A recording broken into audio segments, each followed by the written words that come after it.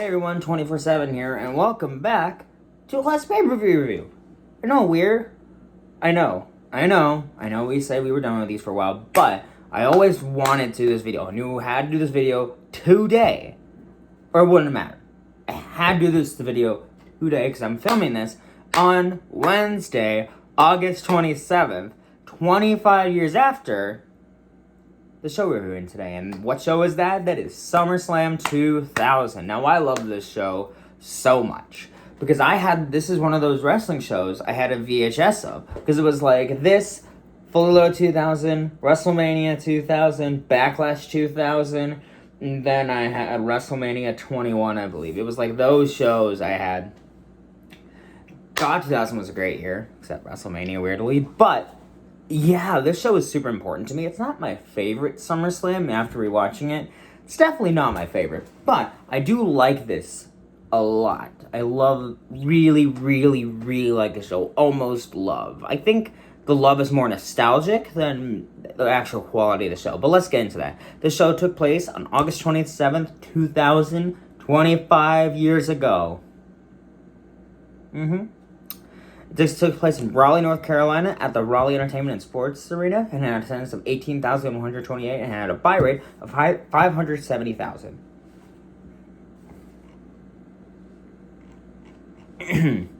Let's start with the opening match.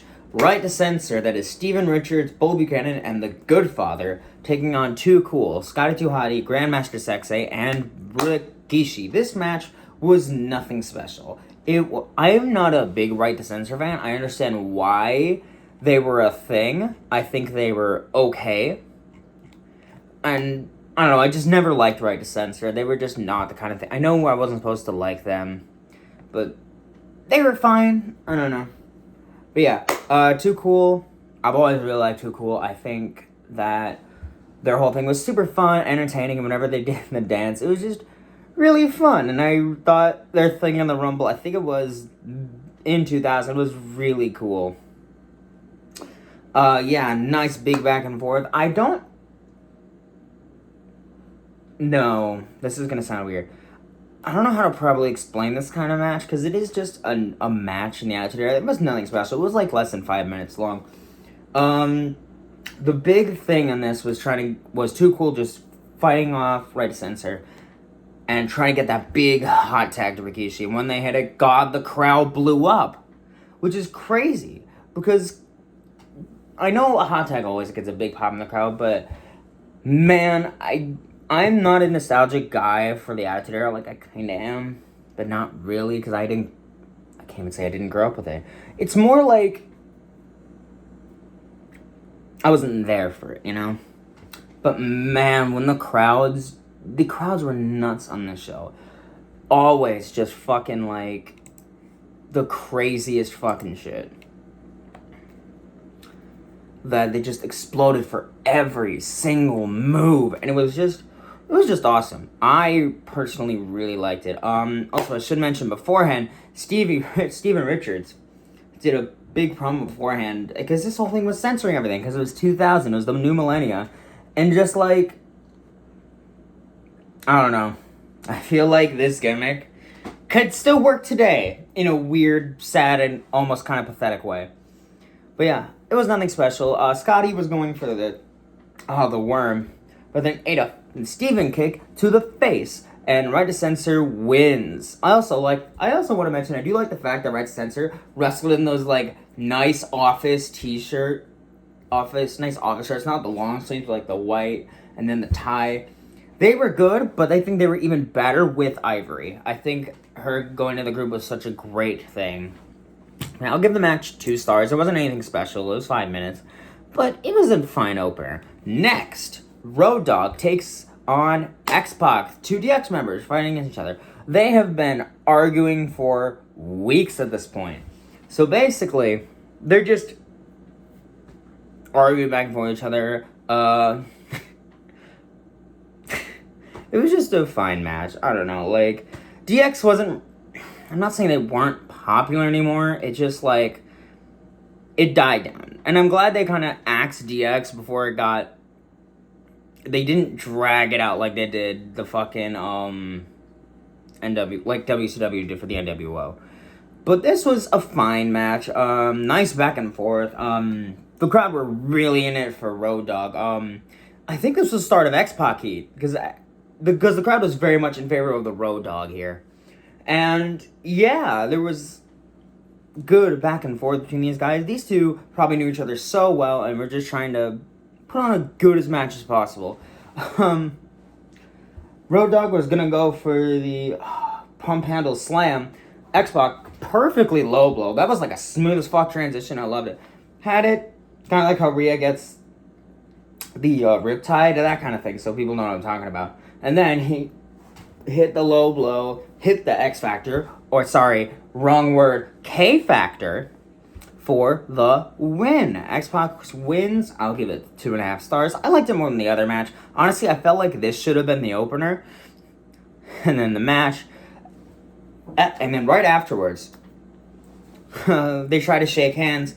But Road Dogg just hit a pump handle slam and then went on a fucking Xbox. And that was basically the end of DX for like 6 years. Because, like, Triple H and stuff were doing their own bullshit. And these guys split and did their own thing. Yeah. I liked it. It was fine. I think these two separating was a good thing. Like, it was a good tag division. But, like, now it's going to be, like, because there were 3 other teams that really were going to go into the spotlight. Next. Okay. Next is a intergender tag team match for the Intercontinental Championship as Val Venus defends. Okay, so I'm trying to figure out how I want to word this. Val Venus and Trish are teaming, but it's Val's Intercontinental title on the line, and they're defending against Chyna and Eddie Guerrero. Now, I think I may or may not have mentioned this before on this channel, but I fucking love Eddie Guerrero and Chyna. I know everyone likes, like Chyna in, like, the corporation, or DX is that kind of thing. Honestly, no. This is the best version of Chyna. This was the Chyna I grew up with, and I think she fucking nailed this role. Absolutely nailed it. Eddie is always great. Eddie's always so fun to watch. Val was weird here, because they were really trying to... I don't know if it was, like, the higher-ups from, like, the network stations telling them, hey, you gotta tone down all this stuff, because, yeah, I was trying to think about it, because, like, they got rid of the Godfather. DX wasn't as vulgar, and then Val looked completely different. He wasn't... I don't even know if I can say what his gimmick was. Yeah, sorry for the awkward silence. I'm just like... You know. Val Venus. He had short hair now, and he just came out to, like, the most generic fucking music possible. Not Def Rebel bad, but still. And honestly, I don't fucking care, because... Val Venus is a piece of shit. So. But yeah, this whole story of this match was that fucking Val was doing everything in his power to make sure Trish didn't tag in. Because you know what was gonna happen? Chyna was gonna beat the shit out of Trish. Because Trish fucking took a jar. I don't know why that was weirdly relevant on the show. There was more than one storyline with a fucking jar of candy. And fucking Trish... So fucking Chyna, like, I think almost positive was like she powerbombed fucking Val onto the floor. Or some shit like that. Trish had a fucking jar, smashed it over the back of fucking Chyna's head. And I swear to God, I could see glass in Chyna's hair still. I'm like, she had to have got that out before. Because the SmackDown was on, I believe it was Thursday at this point. So, yeah, but like... Sorry, this is so weird. But the match itself was okay. Eddie and Val did really good together, but the main thing was just waiting for Chyna to get in. When she did, God, the crowd loved it. Chyna was so over, so popular here. It was just really great for her. But then Trish was like, let me help. And then Val begrudgingly, I must stress, tag Trish in, and he lost. It was over at that. Val and Trish were trying to do a double clothesline fucking China. Eddie pulled Val out, and Trish just tried clothesline China, and just fucking fell over. It was funny. I loved it. It was great. But then China hit a military press on Stratus and became a 2-time Intercontinental Champion. I'll give the match 3.5 stars. It was a really fun match. It did what it needed to. I liked it. Next, Jerry Lawler versus Taz. So Taz in WWF is a sad, sad story. And so his whole thing was he was a thug. He was a punk. And he was going around beating the shit out of people. He cost Rikishi the Intercontinental Championship, I think it was like a month or something ago. And he cost it to Valvinus by hitting him with the camera. And then he started beefing with JR because JR was calling him a piece of shit. Because that's what JR did. He called Triple H a bastard all the time. He called Taz a thug. Why Jerry Lawler works as a commentator, especially in this time, is just the fact that you can count on him to make you believe everything he's saying like it's the most horrible thing ever or like the best thing to ever happen. That is one of the strengths of JR. And then there's Jerry Lawler.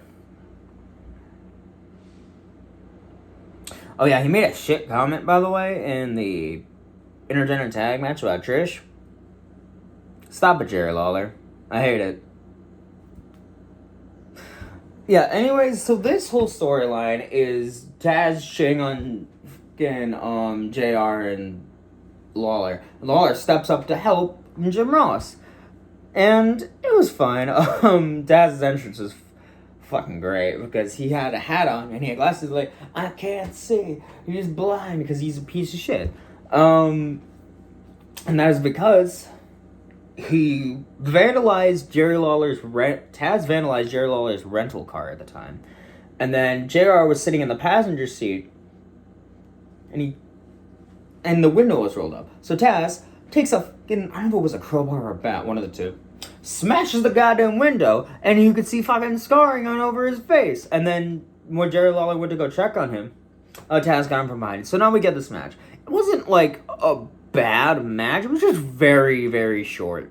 Something that always bugged the crap out of me about this match is Jerry Lawler hit his patented pile driver that he used all the time in Memphis. It was like his finisher. That was his thing. And Taz no-sold it. I guess they were trying to make Taz look like a badass, but like Taz lost this match. So it felt kind of pointless, you know? But yeah. The big spot of this match was Jerry Lawler got caught in the Taz mission, which, by the way, I love the Taz mission. That is a great, great finisher, honestly. And he was lying down on the ground. The ref was knocked out at this point. So, JR grabbed another jar of candy, smashed it over from Taz's head. Lawler covers and wins. I give the match 2 stars. It was nothing special. It was less than 5 minutes, like I said again. But I just enjoyed this match for what it was, honestly. Because, I don't know, it was nice to see Jerry Lawler wrestle, because, I don't know, because he was, 40-something at the time? And it's better, I don't know. It was just a weird thing. I don't know, it's kind of hard to explain. I know it's not objectively that good, and maybe I'm a little biased because I like this show so much, but I don't know, this wasn't bad. It entertained me for what it was. It was a nice little story. Too bad I don't think Taz really did anything of significance afterwards, to be completely honest with you. I don't think. The only thing I remember him doing afterwards, in his time in WWF, was at WrestleMania X7, and that was it. Next, Steve Blackman takes on Shane McMahon for the Hardcore Championship. So I believe it was a few days before the show on SmackDown or Raw. I don't remember which one. So Steve Blackman was in a hardcore match, and then fucking Edge and Christian and fucking Test and Albert came out to help, and then Shane was out there. And Shane won the Hardcore Championship in the most scummy, bullshit way possible. And so, the commish, Mick Foley, because we love commish Mick Foley. Commissioner Foley is my favorite, one of, if not my favorite authority figures in wrestling, period. Because I think he's just entertaining and just funny as fuck. Yeah, this, it's a hardcore match. Oh yeah, I was gonna say, Commish.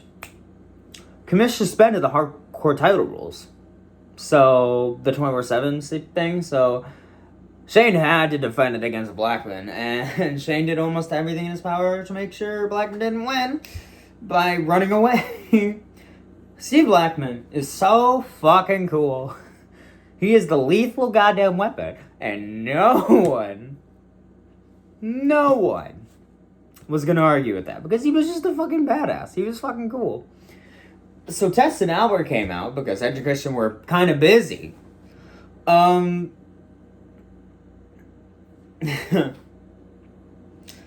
yeah, they tried helping Shane win. They beat the crap out of Blackman, and they took him outside, right by the ring. Not by the ring, by the stage setting. And they were just beating the crap out of him. And Blackman tried everything, trying to fight back, but no. Shane got his stupid little punches in. God, I love Shane McMahon's punches. They're so stupid, but they're funny as fuck. So dumb. But I know why you want to talk about this match. There's only one thing to talk about with this match. So, Blackman takes out Test and Albert. But Shane gets the better of him, starts trying to run away again, and then climbs up the side of the stage.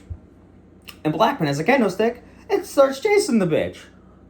And then, you remember the spot, just whack him, and then, whee!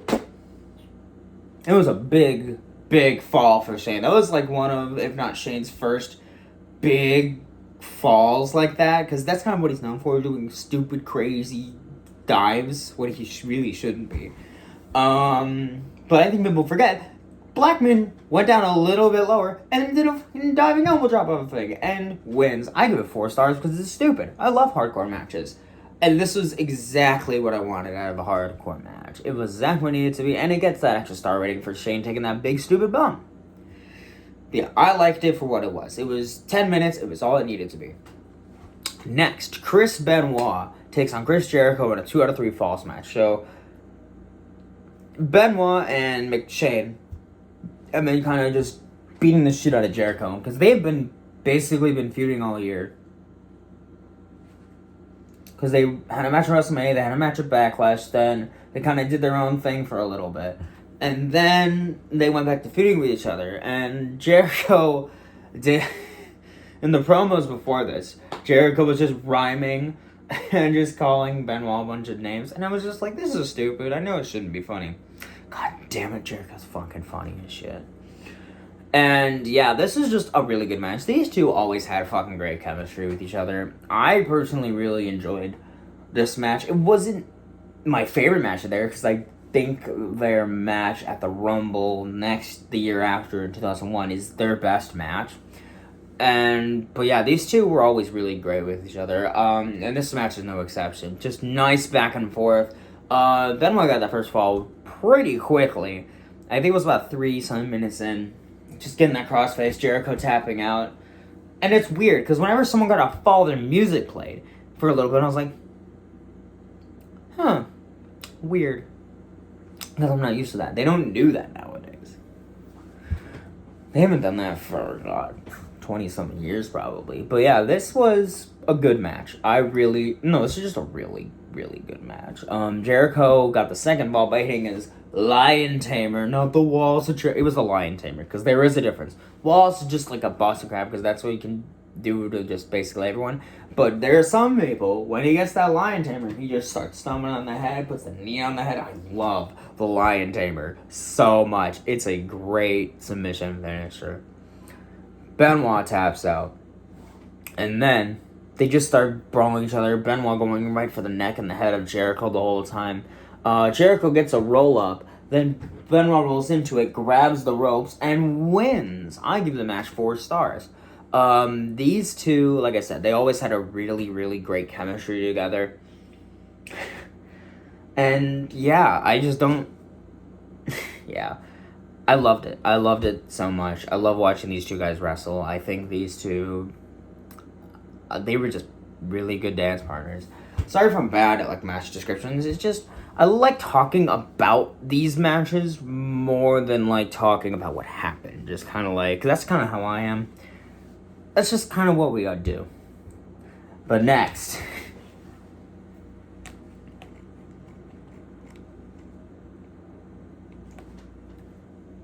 the first ever TLC match, as Edge and Christian defend the tag titles against the Hardy Boys and the Dudley Boys.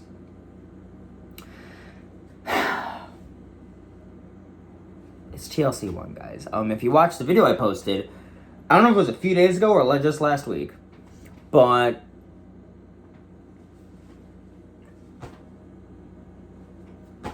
it's one of my favorite matches of all time. Because these guys just kind of beat the fucking shit out of each other. The Hardy Boys were the hometown boys, and I believe they were supposed to win, but Vince changed it, and they're like, why? Why would you do this? I mean, the Hardy Boys, they did this thing where the right people should have won at one show, but they just gave them the belts a month later. I don't know. I don't know, because the Hardy Boys didn't win this match, obviously. They would win it in a really good steel cage match later at Unforgiven. But yeah, this... yeah. Bubba hit a Bubba Bomb off the ladder onto Christian. Then, they did the what's up off of a ladder. So that was cool. And then, Devon got the tables. And then, big 3D through the table. I believe it was to Christian, because I cannot tell the two apart sometimes, especially during this time.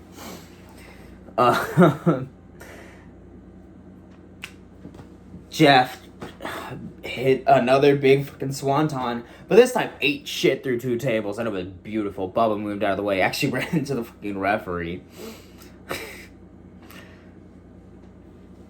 Yeah. Then there was a double stacked table in the front, and they recreated the spot this year at SummerSlam. Bubba was climbing, getting those titles. Fucking Edge and Christian he just went through those tables, and it was beautiful. Beautiful. And then so Jeff and Devon were just hanging up there. And Devon, who was notoriously afraid of heights, mind you, was freaking out. And he was like, Jeff, stop kicking me. He didn't stop kicking him. And then Devon fucking fell. And god damn it, I would have been shitting my pants, because that's fucking horrifying. Because if you're afraid of heights and you're just dropping like, wee! Yeah. Lita actually came out because Matt tried climbing the ladder, trying to grab the belts, but Devon pushed the fucking ladder. Matt fell through two tables on the outside. And then Lita came out just to fucking check on Matt, by the way. Just to check on him. And then Edge fucking speared the shit out of her. Considering what happened 6 years later, I think it's just coincidence. I think it's fun. Yeah. Jeff was still hanging there. Edge and Christian take a ladder. Just hit Jeff. Then Edge and Christian retain. I'll give it 5 stars. It's the best match of the show. It is the most famous match from the show. For a reason. It is the first ever TLC match. It set the fucking standard. And I hear people say all the time, oh, don't do these matches. They'll shorten people's careers. Motherfucker, every single one of these people almost every single person in this match is still fucking wrestling. Bubba's not wrestling all the time, but he's wrestling consistently. He's like semi-retired, but not quite there yet. Him and Devon are gonna have a fucking match against the Hardy Boys at Bound for Glory in October. And Edge and Christian are still fucking wrestling. They just wrestled at Forbidden Door like a few days ago. So yeah, you guys are still fucking wrestling. Because, yeah, they're fucking goats like that. We go from the best match of the show to the worst match. A match I fucking hate. I hate these kind of matches. It is a stink face match between the Cat and Terry. Why? Stop it! Fuck, I hate these matches. I cannot stress enough how much I hate these matches. Cat came out with Al Snow. Terry came out with Perry Saturn, who I'm not sure, I believe was European champion at the time? I think? I don't fucking remember.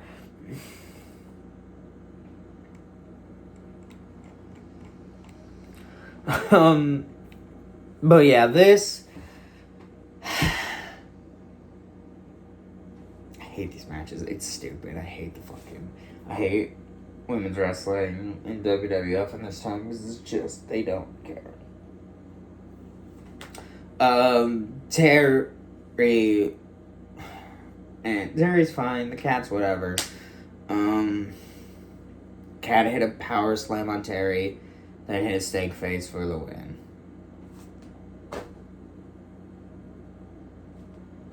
Guys, I hate these matches. They're terrible. They're stupid. I don't know why. I'm so fucking glad they're not a thing anymore. Genuinely. Next. I should probably get 0. What else was I gonna give it? I was gonna give it 0 stars. Fuck these matches. Next. Kane versus The Undertaker. So, Big Show. I know Big Show randomly. Chokeslammed Kane through the floor. Or through the stage, I should say. Onto the concrete. The Big Show was fucking gone, sent to OVW because he had behavioral issues and he was getting gassed not that long in the matches. So they send him to fucking OVW. So what they do, have Kane come back, turn a fucking heel on The Undertaker for no good reason, and have this match. And you know what the reason Kane turned heel was? I'm a monster. That is the actual fucking reason they gave for turning Kane heel. Why? It's not even a bad match between these two. It is just generic. The whole story of this match is Undertaker trying to rip Kane's mask off. And that's sort of the first time you kind of see part of Kane's face ever. Also, this is when he debuts his fucking ring gear. My favorite Kane attire. I should mention that. Because before that, he had his, debut gear. You know, like the whole bodysuit with the one arm showing. But no, he debuted his, 2000 to 2002, 2000, I think it was 2001, 2002 gear, and I love this gear for Kane. I love it a lot. I think he changed it right at Survivor Series 2002, but this is my favorite Kane gear. He still has that old mask, so it still looks cool, and then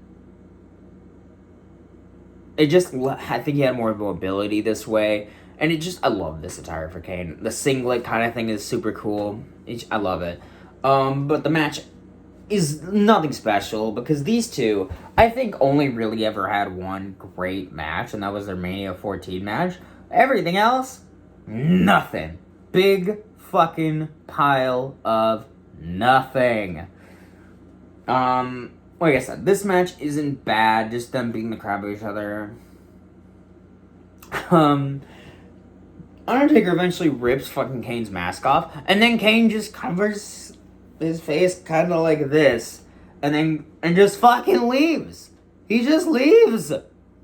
And so Undertaker wins. I guess it was a no contest. I guess Taker won by countout, but no. It's officially stated it's a no contest, sure. Why? Why any of this? I'll give it 2 stars because it was a fine match. No contest is stupid. And the whole reason for this match is just fucking stupid too. I'd love to just go to the main event. Triple threat match. No DQ. No count out. The Rock defending the WWF Championship against Triple H and Kurt Angle. This storyline is fucking great. I love it. So basically, the whole storyline is Stephanie having an affair with Kurt Angle, which I am fine with, because I think it was probably the most entertaining storyline of that whole calendar year. And Triple H was like, what the hell? And because Stephanie walked in on Triple H, I believe it was with Sable. I'm just double checking because I wanted to make sure.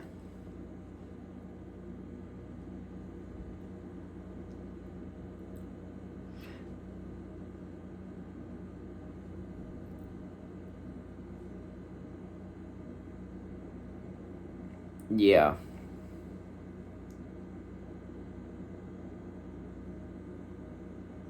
Yeah, I don't remember who the fuck it was. It could have been anyone. I believe it was Trish. It could have been Trish. But yeah, Triple H was caught just in a weird position with Trish. And, it was just funny. Because Triple like, what the fuck was that? It broke a glass. It was a whole thing. And then, fucking...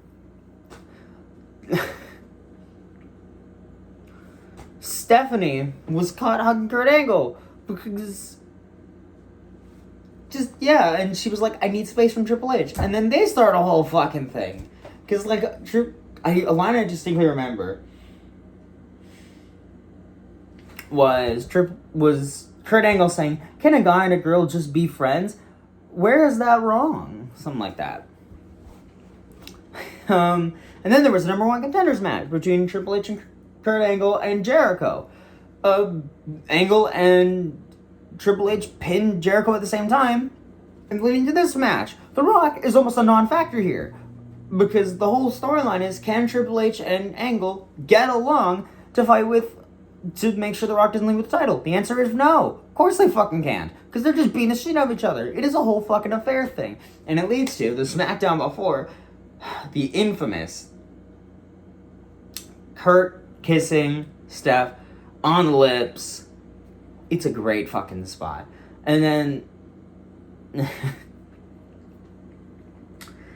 it's just a fucking great storyline. I love it. It's stupid and dumb, but I love it a lot. Because I love stupid bullshit. I'm a sucker for romance. I love watching romance shows because they're so stupid. But when they're done right, they're fucking great and entertaining. And this is entertaining in all the best ways possible. The match doesn't even start for like a good 3 to 5 minutes, because Angle comes out and says, oh, I should come out here and apologize. People are demanding an apology out of me. Yes, I do apologize for not kissing Steph sooner. And it's just, I love Kurt Angle so much. Triple H comes out and they start beating the shit out of each other. The match hasn't officially even started yet. They just start beating the crap out of each other, and then eventually they go to the outside.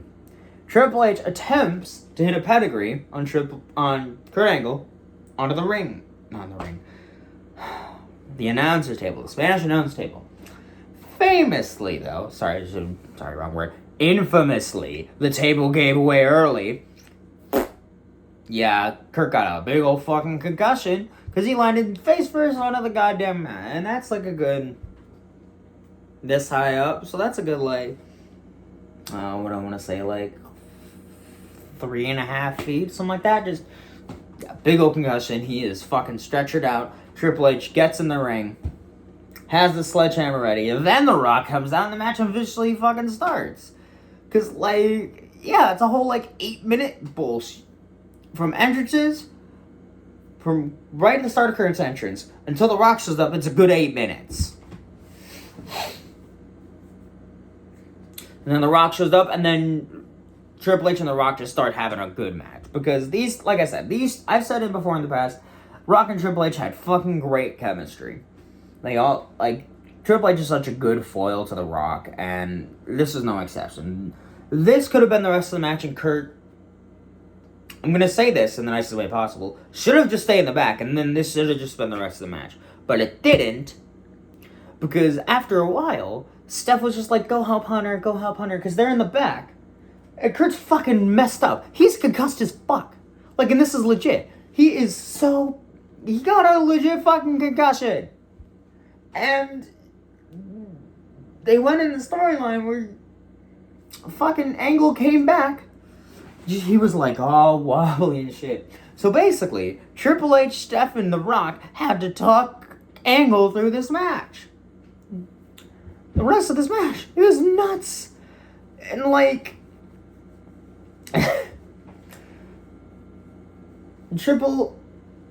Angle's on the outside of the ring. Rock and Triple H are fighting. Rock goes to the ropes. Angle trips Rock. And Triple H hits a pedigree, is about to win the title, then fucking Angle pulls Triple H out, throws him into the stairs, goes in, tries to get the pin, and then Rock kicks out. And then they're just fighting, all three of them. And Kurt looks so fucking out of it, but god damn it, he is a motherfucking Olympic gold medalist. If this motherfucker can win a goddamn Olympic gold medal with a broken fucking neck, he can wrestle a goddamn triple threat match with a goddamn concussion. Because that is just what Kurt Angle does. Because he's a goddamn beast. He's a machine. And then he goes out there, has this fucking match. And he does really good. Mind you, he has to be talked his way through it, but goddamn it, he pulls through. But yeah, I should mention earlier in the match, Steph slaps the guy who's holding the fucking WWE title at ringside. Tries to hit fucking Rock with it, but ends up decking Triple H instead on accident. Then Steph tries getting fucking involved again. And then Triple H ends up fucking hitting Steph. So Steph is laid out. Angle takes fucking advantage of it. Hits Triple H with a fucking sledgehammer. So Triple H is laid out. Angle tries going for the pin. Rock fucking kicks him.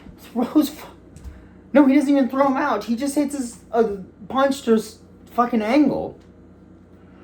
And then, as Steph is lying there, then there's Triple H. Rock goes for the people's elbow and retains. I'll give the match 4.5 stars. This is a fucking fun main event. It is a fun, shenanigan-filled main event.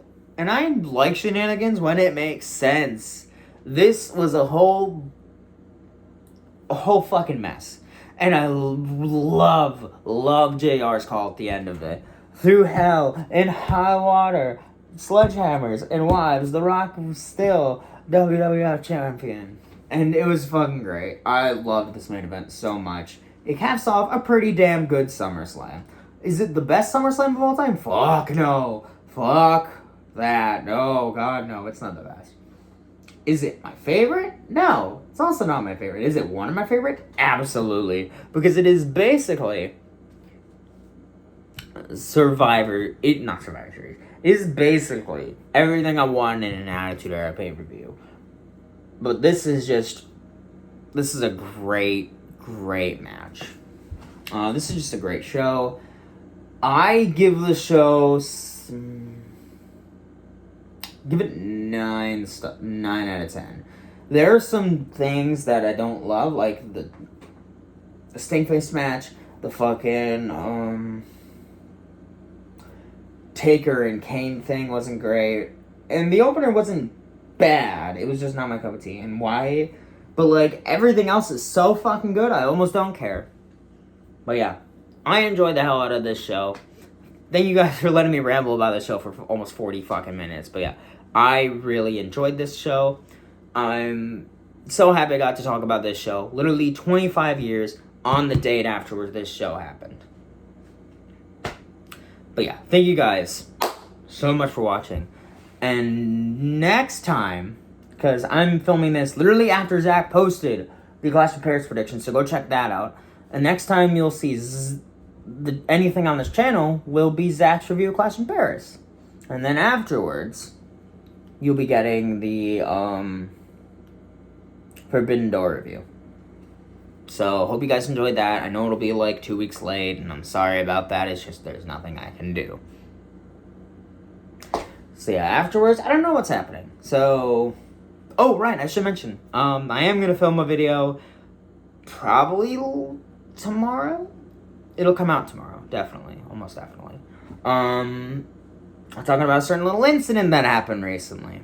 But you'll just have to wait for that. So thank you guys so much for watching. Like, genuinely, thank you. and we'll see you guys in some more awesome wrestling content. Thank you guys so much. We'll see you guys later.